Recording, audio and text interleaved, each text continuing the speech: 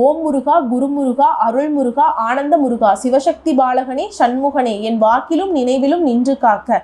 அன்பு சொந்தமான தனுசு ராசி அன்பர்களுக்கு வணக்கங்க. எல்லாரும் எப்படி இருக்கீங்க? வாழ்க்கையில பண ரீதியாகவும் சரி, உறவுகள் ரீதியாகவும் சரி, பல கஷ்டங்களை பட்டுட்டு இருக்கீங்க. ஆனா இப்ப கொஞ்ச நாளா உடல் அளவுல பயங்கரமா பாதிக்கப்பட்டு இருப்பீங்க. வாழ்க்கையில நம்ம முன்னேறணும், நமக்கு சொந்த பந்தங்கள் யாரும் துணை இல்லை, நம்ம தான் நம்ம குடும்பத்தை முன்னேற்றணும். அது மட்டும் இல்லாம கூட யாரெல்லாம் இருக்காங்களோ, ஃப்ரெண்ட்ஸா இருக்கட்டும், தெரிஞ்சவங்களா இருக்கட்டும், தெரியாதவங்களா இருக்கட்டும், யாரு நம்ம கூட உழைக்க ரெடியா இருந்தாலும் சரி, அவங்களுக்கும் வழிகாட்டி தானும் வாழணும் அப்படின்னு ரொம்ப உறுதியா உழைப்பை நோக்கி பயணம் பண்ணக்கூடிய தனுசு ராசிக்கு இப்ப வரைக்கும் பொருளாதார ரீதியா கொஞ்சம் கொஞ்சமா முன்னேற்றம் நோக்கி தான் போயிட்டு இருக்கீங்க. ஆனா உடல் அளவுல பாதிப்புங்கிறது வந்துட்டே தான் இருக்கு இல்லையா? தனுசு ராசியை பொறுத்த வரைக்கும் பொருளாதார ரீதியா நீங்க இறங்குற அப்போ உடல் அளவுல பாதிப்பு வந்துச்சு. நீங்க பொருளாதார ரீதியா இப்போ படிப்படியா முன்னேற்றம் அடையலாம் அப்படின்னு நினைக்கிறப்போ அந்த உடல் உபாதைகள் அப்படிங்கிறது இன்னும் அதிகமாயிட்டே தாங்க இருக்குது.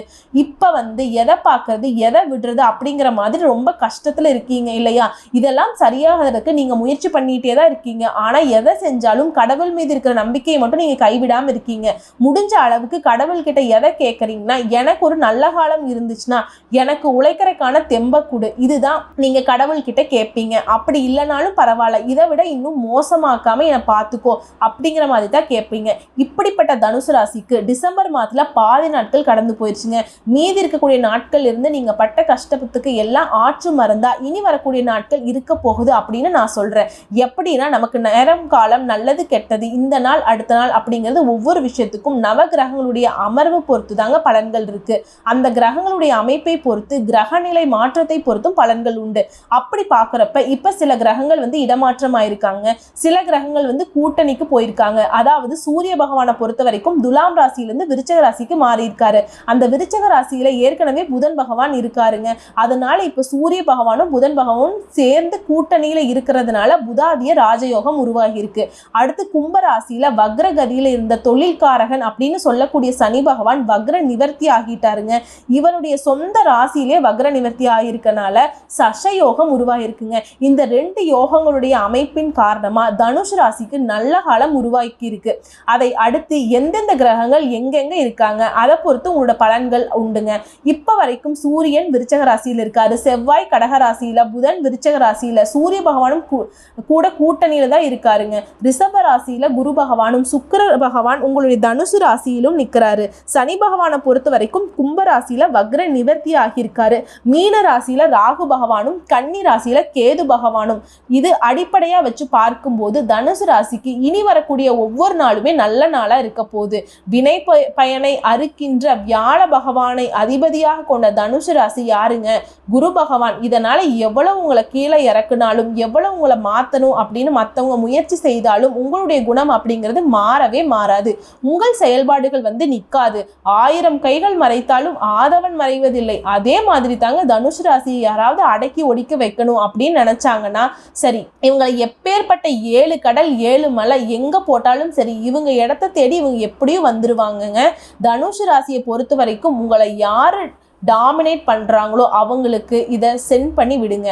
தனுசு ராசியை ஒழிக்கணும்னு நினைச்சீங்கன்னா நீங்க தான் ஒளிஞ்சு போவீங்க. ஃபீனிக்ஸ் பறவை மாதிரி இவங்க எரிஞ்ச சாம்பல் ஆனாலும் சரி, சாம்பல்ல இருந்து உயிர் பெற்று எழுந்து வருவாங்க. ஏன்னா இவங்க உண்மையானவங்க, உழைப்புக்கு பெயர் போனவங்க, தன்னுடைய உழைப்பை மட்டுமே நம்பி இன்றைய வரைக்கும் வாழ்க்கையை வாழக்கூடியவங்க.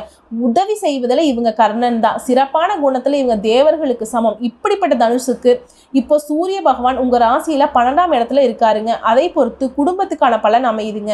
பெற்றவங்க மனசு குளிர்றபடி குடும்பத்துல சுபகாரியங்களை நடத்துவீங்க. பெற்றவர்கள் பெருமைப்படக்கூடிய அளவுக்கு உங்களுடைய செயல்பாடுகள் இருக்கும். குடும்பமே அவ்வளவு சந்தோஷத்துல தத்தளிக்குங்க. அந்த அளவுக்கு உங்க செயல்பாடுகள் குடும்பத்துடன் வளர்ச்சிக்கு பெரு உதவியா இருக்குங்க. எப்படிங்க பெற்றவங்களோட மனசு குளிர்ந்து போறதுக்கெல்லாம் கோடி புண்ணியம் பண்ணியிருக்கணும். இப்படிப்பட்ட ஒரு அதிர்ஷ்டம் உங்களுக்கு கிடைச்சிருக்கு. அதே மாதிரி வேலைக்கு செல்லக்கூடிய இடங்கள், தனியார் துறையா இருக்கட்டும், அரசாங்க வேலையா இருக்கட்டும், மேல் அதிகாரிகளுடைய அன்பை பெற்று அவங்களே ஆச்சரியப்படக்கூடிய அளவுக்கு இருப்பீங்க. இவ்வளவு சின்ன வயசுல இவ்வளோ டேலண்டா இருக்காங்கப்பா, எவ்வளவு ஒரு பண்பு, எவ்வளவு ஒரு பணிவு இப்படின்னு சொல்லக்கூடிய அளவுக்கு இருப்பீங்க. ஊரே மெச்சுறாப்ல அப்படின்னு சொல்றணும். இந்த தனுசு ராசிக்காரர்களை சொல்லலாம். அதே மாதிரி உடன்பிறப்புகள் வழியில உங்களுக்கு கொஞ்சம் பண செலவுகள் வருவதற்கு வாய்ப்பு இருக்கு. அவங்களால என்ன வந்தாலும் பரவாயில்ல, அவங்க எனக்கு கூட பிறந்தவங்க, குடும்பம் தான் முதல் விஷயம், இவங்களுக்கு சின்ன சின்ன செலவு வரும், அந்த சின்ன சின்ன செலவுகளையும் உங்க உடன் பிறந்தவருக்காக மகிழ்ச்சியுடன் செய்வீங்க. அவங்களால கொஞ்சம் அலைச்சலும் ஏற்படுவதற்கான வாய்ப்பு இருக்குங்க. அதே மாதிரி உறவுக்காரங்க கிட்ட தனுசு ராசிக்காரங்க கொஞ்சம் கவனமா தான் இருக்கணும். அடுத்து சந்திர பகவானுடைய இடமாற்றம் அப்படிங்கிறது உங்களுக்கு ரொம்ப உதவியா இருக்கு. உங்களுக்கு இருக்கக்கூடிய சங்கடங்களை நிவர்த்தி செய்து கொடுக்கிறார். சூப்பர் இல்லைங்க. சூரியனும் சரி சந்திர பகவானும் சரி உங்களுக்கு ரொம்ப ஆதரவா நிக்கிறாங்கங்க. வியாபாரத்தை பொறுத்த வரைக்கும் சொந்தமா தொழில் செய்யறவங்களுக்கு வியாபாரத்தில் இந்த சிக்கல்கள் தீரும். தொழில் ரீதியா எந்த தொழில் செய்தாலும் சரி, கூலி வேலை செஞ்சாலும் சரிங்க, கோடி கோடியா பிசினஸ் பண்ணாலும் சரி, சொந்த தொழிலோ அன்றாட கூலி வேலையோ, உங்களை பொறுத்த வரைக்கும் பொருளாதார நிலை உயர்வை அடைவீங்க. அதில் இருக்கக்கூடிய சங்கடங்கள் விலகும். அடுத்து திருமண வாழ்க்கையை பொறுத்த வரைக்கும் கணவன் மனைவி உறவு அப்படிங்கிறது மகிழ்ச்சியா இருக்கும். ஏட்டிக்கு போட்டி, நீ என்ன எனக்கு நான் என்ன உனக்கு அப்படிங்கிற ஈகோ மறைஞ்சு கணவன் மனைவியுடன் உறவு என்றால் இப்படித்தாண்டா இருக்கணும் அப்படின்னு சொல்லக்கூடிய அளவுக்கு தனுசு ராசியோட திருமண வாழ்க்கை சிறப்பா இருக்க போகுதுங்க. உங்களை விட்டு விலகி போனவங்க கூட உங்ககிட்ட விரும்பி வந்து சேருவாங்க. நான் பண்ணாதான் தப்பு அப்படின்னு சொல்லி உங்ககிட்ட மண்டிட்டு மன்னிப்பு கேட்பாங்க. ஆணா இருக்கட்டும் பெண்ணா இருக்கட்டும், வாழ்க்கை துணை இந்த காலகட்டத்துல உங்களை ரொம்ப புரிஞ்சுப்பாங்க, அன்பாவும் ஆதரவாகவும் நடந்துப்பாங்க. அடுத்ததான் செவ்வாய் பகவானை பொறுத்த வரைக்கும் உங்க ஜாதகத்துல 8ஆம் இடத்துல இருக்காரு. எதிரிகளுடைய சூழ்ச்சிகளை முறியடிப்பீங்க. 8 திக்கும் உங்க எதிரிகள் நின்னாலும் சரி, அவங்களையே சமாளிக்கக்கூடிய அளவுக்கு உங்களுடைய செயல்பாடுகள் 8 திக்கும் தாண்டி வேலை பார்க்குங்க. அதே மாதிரி வீடு கட்டுவதற்கு நிலம் வாங்குவீங்க, ஆடை ஆபரணங்கள் வாங்குவீங்க. பெண்களை பொறுத்த வரைக்கும் ரொம்ப அதிர்ஷ்டமான காலகட்டம், ரொம்ப சந்தோஷம் தரக்கூடிய காலகட்டம். ஆடை ஆபரணங்கள் அப்படின்னாவே பெண்களுக்கு ரொம்ப பிடிக்கும் இல்லையா? அதே தனுசு ராசி பெண்கள் எல்லாரும் டிசைனா வாங்கி போடணும்னு ஆசைப்படுவீங்க. நீங்க ஒரு பொருள் வாங்குறீங்க அப்படின்னாவே ஆணா இருக்கட்டும் பெண்ணா இருக்கட்டும் ரொம்ப யூனிக்கா செலக்ட் பண்ணி வாங்குவீங்க. நீங்க எவ்வளவு வச்சிருந்தாலும் உங்ககிட்ட இருக்க ஒரு சின்ன பொருள் கூட உங்களுடைய குணாதிசயத்தை சொல்லும். ஒரு மாதிரி அழகா இருக்குங்க நீங்க வச்சிருக்க பொருள் எல்லாம். உங்களுடைய ட்ரெஸ்ஸிங் சென்ஸும் அப்படிதான் இருக்கும். ஒட்டுமொத்தமா செவ்வாய் பகவானை பொறுத்த வரைக்கும் உங்களுக்காக சூப்பரான பலன்களை கொடுத்திருக்காரு.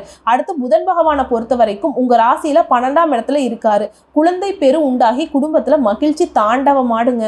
அதை விட பெரிய வரை எதுவுமே கிடையாது இல்லையா? திருமணமாகி ரொம்ப நாளா நாங்க போகாத கோயில் இல்லைங்க, வேண்டாத தெய்வம் இல்லை, போகாத ஹாஸ்பிட்டல் இல்லை, பார்க்காத வைத்தியம் இல்லை, என்ன வேணாலும் சொல்லிட்டு போங்க. இந்த காலகட்டத்தில் குழந்தை பேரு நிச்சயமாக அமையும். குடும்பத்துல சந்தோஷம் உண்டாக போகுது. ரொம்பவே சந்தோஷமா இருக்க போறீங்க. தனுசு ராசிக்காரங்க வியாபாரத்திலையும் கமிஷன் வியாபாரம் செய்யறவங்களுக்கு ஒரு சூப்பரான காலகட்டங்க. வியாபாரத்துல லாபம் வந்து கொளிக்க போகுது.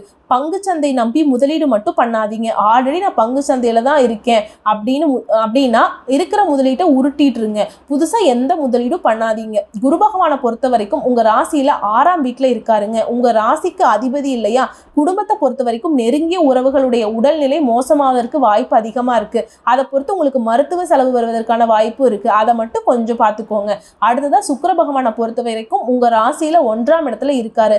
சமயத்துக்கு தகுந்தாற் போல விரோதிகளோட திட்டத்தை கண்டுபிடித்து அதை முறியடிப்பீங்க. வியாபாரத்துல வியூகம் அமைத்து வருமானத்தை பெருக்குவீங்க. கட்டம் கட்டி வேலை பார்க்கறான்ப்பா இவன், கட்டம் கட்டி திட்டம் தீட்டி எட்டி எட்டி அடிப்பீங்க. வருமானம் எல்லாம் இப்போ உங்களுக்கு தண்ணி பட்ட பாடுங்க. சனீஸ்வர பகவானை பொறுத்த வரைக்கும் 3ஆம் வீட்டுல இருக்காரு. இவர் யாரு? தொழில்காரகன். இவர் வேற லெவல்ல உங்களுக்கு செயல்படுறாருங்க. கேட்ட இடத்துல இருந்து உங்களுக்கு பணம் கிடைக்கும். தொழில நீங்க எதிர்பார்த்ததை விட லாபம் உண்டாகும். 1 லட்சம் லாபம் வரும் அப்படின்னு நீங்க ஒரு தொழில் பண்றீங்க அப்படின்னா அது பல லட்சத்தை உங்களுக்கு கொடுக்குங்க. அப்படி ஒரு யோகமான காலகட்டம். அடுத்து ராகு பகவானை பொறுத்த வரைக்கும் 4ஆம் வீட்டுல இருக்காருங்க. உறவுக்காரர்களோட பிரச்சனை இருந்துச்சு இல்லையா? அதை சரி செஞ்சு சுமூகமான சூழ்நிலையை ஏற்படுத்தி கொடுக்குறாரு. வேற லெவல்ல ராகு பகவான் கிட்ட எல்லாம் நல்ல காரியம் நடக்கிறது எல்லாம் பெரிய விஷயம். அடுத்ததா கேது பகவான் உங்க ராசிக்கு 10ஆம் இடத்துல இருக்காருங்க. அரசாங்கத்துல புகழும் செல்வாக்கும் அதிகரிக்கும். தொழில நல்ல முன்னேற்றம் அடைவீங்க. உங்களை பொறுத்த வரைக்கும் டிசம்பர் 20, 21 இந்த தேதிகளை ரொம்ப கவனமா இருங்க. இப்ப சொல்லுங்க தனுசு ராசி அன்பர்களே, இனி அடுத்தடுத்து வரக்கூடிய நாட்கள் எந்த அளவுக்கு சாதகமா இருக்குன்னு, எப்படியெல்லாம் இருக்குங்கிறத நான் விளக்கமா சொல்லிட்டேன். அதுவும் எந்தெந்த கிரகத்தோட அமைப்புனால உங்களுக்கு இப்படி இருக்குது அப்படிங்கிறதையும் நம்ம தெளிவா பார்த்துட்டோம். நிச்சயமா நல்ல காலம் தான். வரக்கூடிய வாய்ப்பு கரெக்டா பயன்படுத்திக்கணும். உங்களுக்கு வாய்ப்பு பயன்படுத்துவதற்கு சொல்லவே வேண்டாம். பட் இருந்தாலும் கடவுளுடைய அனுகிரகத்தினால நல்ல காலம் வந்துருச்சு. நல்ல நல்ல விஷயங்கள் உங்களை நோக்கி வரப்போகுது. கரெக்டா கெட்டியா பிடிச்சுக்கோங்க. வருமானம் திருப்திகரமா இருக்கும். செலவுகள் கட்டுக்குள்ள வரும். கணவன் மனைவி இடையே அந்யோன்யம் அதிகரிக்கும். எதிர்பார்த்த நல்ல செய்திகள் கிடைக்கும். பொறுப்புகளை நிறைவேற்றுவதற்காக கொஞ்சம் அலைச்சலும் அதனால சோர்வும் உண்டாகுங்க. உடம்புல கொஞ்சம் நல்லா பார்த்துக்கோங்க. அலுவலகத்துல சக ஊழியர்கள் உங்க பணிகள்ல உதவி செய்வாங்க. மற்றபடி பதவி உயர்வு கிடைக்கும், சம்பள உயர்வு கிடைக்கும். எல்லா விதங்களையும் நீங்க எதிர்பார்த்த சலுகைகள் கிடைக்கும். வியாபாரத்துல விற்பனையில லாபம் அடைவீங்க. லாபம்னா நீங்க எதிர்பார்த்தது அதிகமாவே இருக்குங்க. பொறுமை மட்டும் கைவிடாதீங்க. ரொம்ப பொறுமையா கவனமா இருங்க.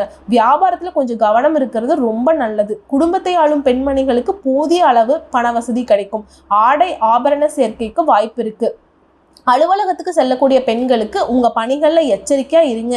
சக ஊழியர்கள் கிட்ட பக்குவமா நடந்துக்கோங்க. உங்களுக்கான அங்கீகாரம் கிடைக்கும். பதவி உயர்வுக்காகவும் சம்பள உயர்வுக்காகவும் காத்துட்டு இருக்கீங்க அப்படின்னா இந்த காலகட்டத்துல கண்டிப்பா கிடைக்குங்க.